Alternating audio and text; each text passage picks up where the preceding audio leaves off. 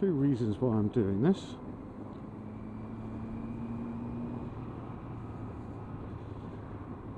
And it's not because I like talking to myself. What do they say?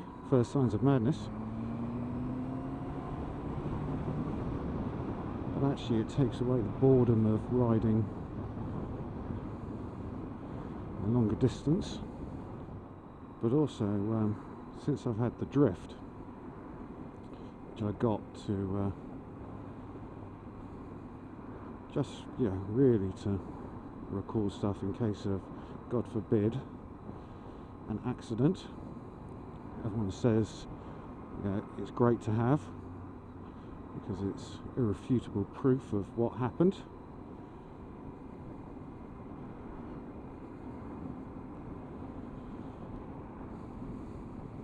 But I got this, and my daughter she'll be 12 in about a month's time. She's really into watching vlogs on YouTube.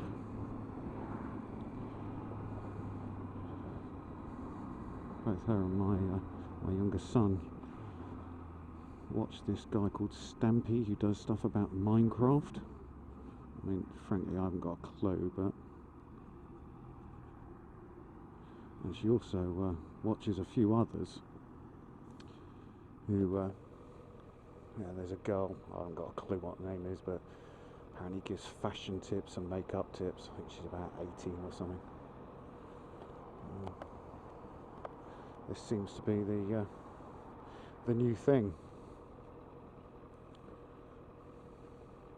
Certainly there wasn't such things as the internet, YouTube and all that sort of stuff when I was growing up. In fact, I remember my first computer was a BBC Micro Model B, and that was wow. And she said to me once I'd got the drift that she thought it'd be really cool if I blogged with it and posted it on YouTube. Now she thinks it's really cool. And she's a year from being away from being a teenager. Somehow I think that very shortly she won't be thinking that's cool in any shape or form. In fact, she'll probably be thinking, "Oh Dad, you're so sad." So I thought I'd give it a go. This might be the one and only. If it turns out that bad.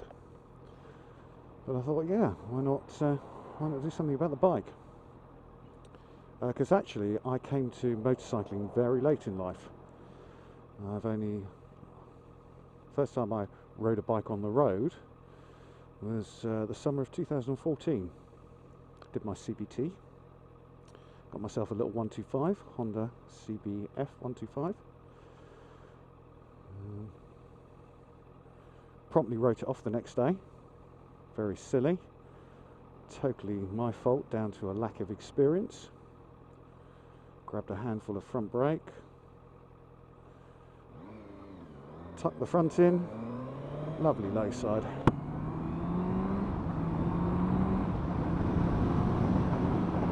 So I then bought myself another 125, which I played around on, used it to commute to the station and such like. And then I got my full bike licence in June of last year. The only reason really I did it was I've always loved bikes, cars, anything with a motor. My dad used to ride a bike, my cousins all used to ride. It was great fun. I was just coming up to a big birthday. Big 4-0. And there was part of me where I thought, God, if I don't do it now, I'm never going to do it in my life. So I did. So I went out and got myself went on a CBT. And then once I got my full license, I wanted to get a bigger bike. Didn't want to just ride a 125 all the time. So yeah, this is what I ended up with, my first big bike. And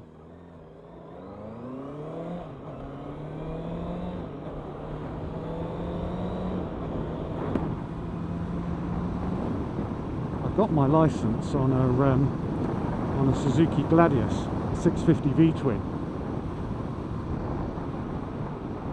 which was a lovely learner bike. Very nice.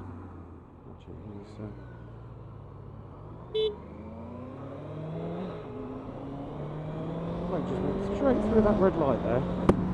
Straight through the red light, even though the police with their flashing blues are right in front of him. Unbelievable.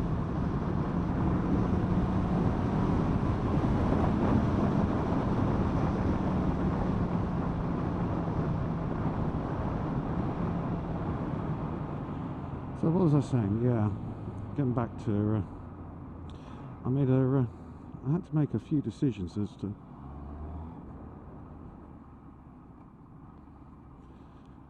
what to get for my first big bike. And I have to say, I thought long and hard about it. Initially, I thought, get myself a nice twin, particularly a V-twin. Very tractable, torquey, low down, very easy to ride, just like learning. But I really did want something that was a bit more sports orientated. I've got a Honda dealership. A shout out here for Hatfields of Crowthorne. They're virtually right on my doorstep. Small family run Honda franchise.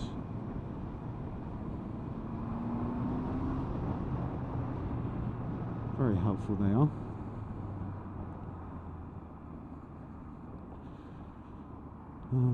So I kind of thought, yeah, I like Hondas.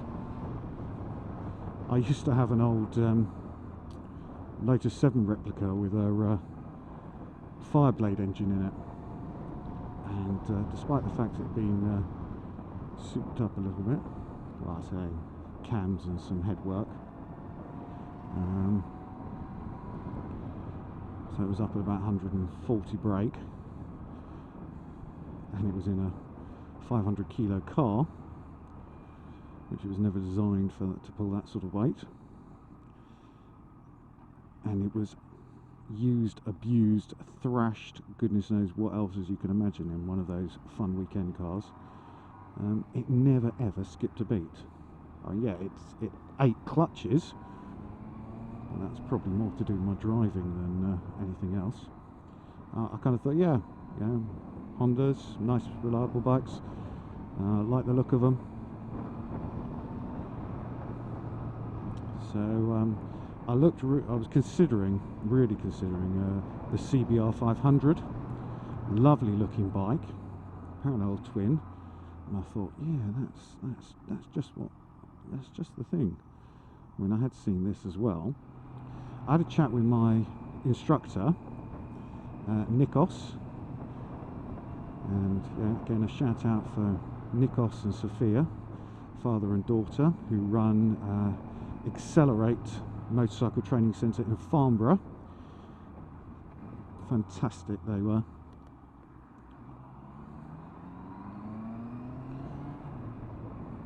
I had a chat with him about it, and he said to me, yeah, 500's lovely, and it'd be great, you'll get onto it, you'll really enjoy it, but he did say he thought that for the first few months it'd be great, but then after that I'd get bored of it pretty quickly. I'd outgrow it, I think were his words, even though I still thought about the 500 because they were doing some absolutely fantastic deals on them. I think I could have got a brand new 500 for about 4.7 or 4.8. But what I did was I went for a test ride on the 650. Well, actually not this bike, it was the CB650, and the reason being is because the CBR650 that they had in as a demonstrator, they sold the night before I was due to go for a ride. So couldn't do that. But what they did say, because it was the power in the engine that I was chucking his fag out the window, that I could have a go on there. CB650, he's no looking whatsoever.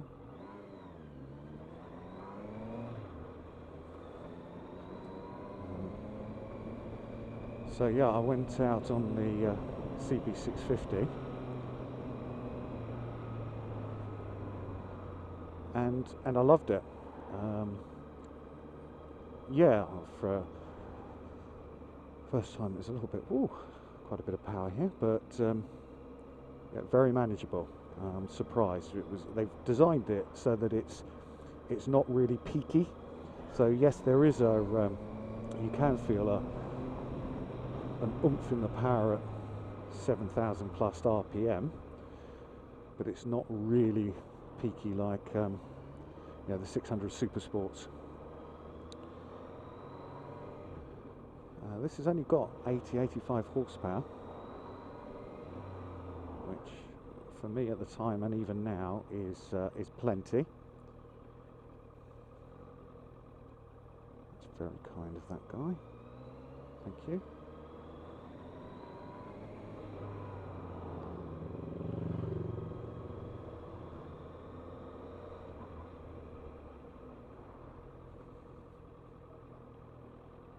So yeah, I went out on that and was kind of sold. So I ordered a brand new one of these, and again, got a very good deal. I think I paid around $7 for it. And that's how I ended up with this.